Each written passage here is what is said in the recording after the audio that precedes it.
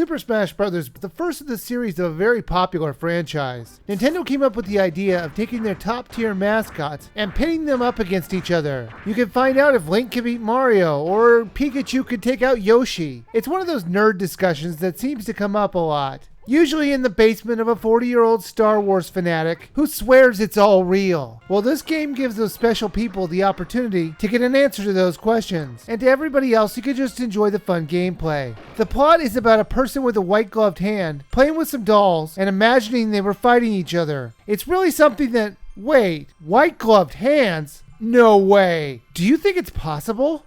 And for today's first fight, it's gonna be Mario versus Donkey Kong. Now remember, people, you're fighting for my love. So here we go. And fight. Oh, that's right. Oh, Donkey Kong's pounding on him. He's pounding on him. Oh, now his brother came in to help him. Oh, that's right. Now they're pounding on him together. Oh, yeah. Throwing him. Shugging him. Eventually, one day. Here we go. And throw. Yeah, teamwork. Woo. Mario, you're the best. You're my favorite boyfriend ever. Mwah. Yay, we're the best. Yay. No. I'm sure it's just some other white-gloved person. It has to be. Now, where was I? Oh, it really brings back some of the memories of kids playing with their toys. And you know what? I can really relate with this plot. I used to pit my Transformers up against my G.I. Joes. There used to be the most epic battles in my bedroom. Ah, memories. Now, when you first start out the game, you can only choose from 8 characters. Mario, Donkey Kong, Link, Samus, Yoshi, Kirby, Fox, and Pikachu. It was great to see that they had all the major hitters that Nintendo had to offer during their first crack at a fighting game. And the best part is that all the characters that you want to play are not locked. They're ready to play right from the get-go. It's not like they had some lame characters on the list to pad it out, like they do in some of their other games, like Mario Kart or Mario Party.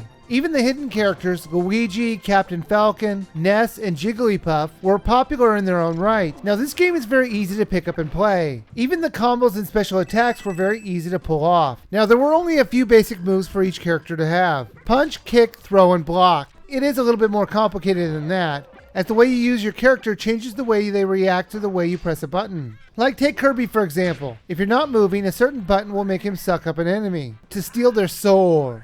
I mean power.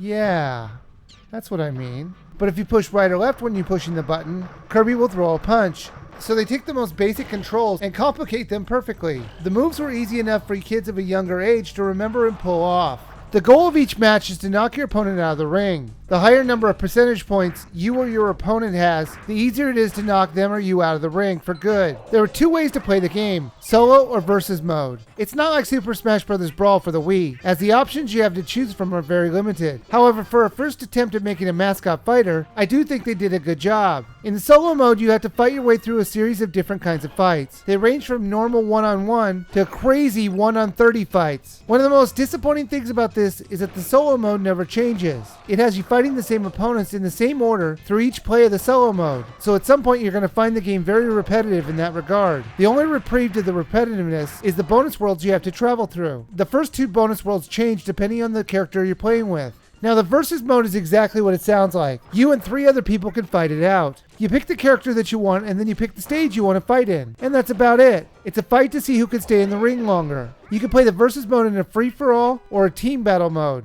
And you can either have it timed or have a stock number of lives per character. To help you out, there is a training mode to show you how much damage you do to an opponent. Plus you can replay the bonus stages for each of the characters so you can get a better score in the solo mode.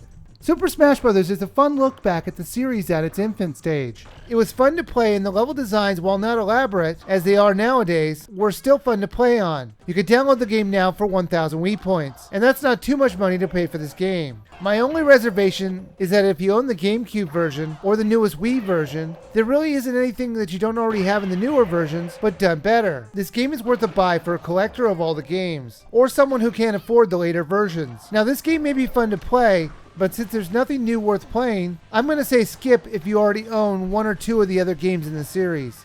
Mario, you're the greatest hero ever. I think that you would... Oh, I'm just working on this skip for the...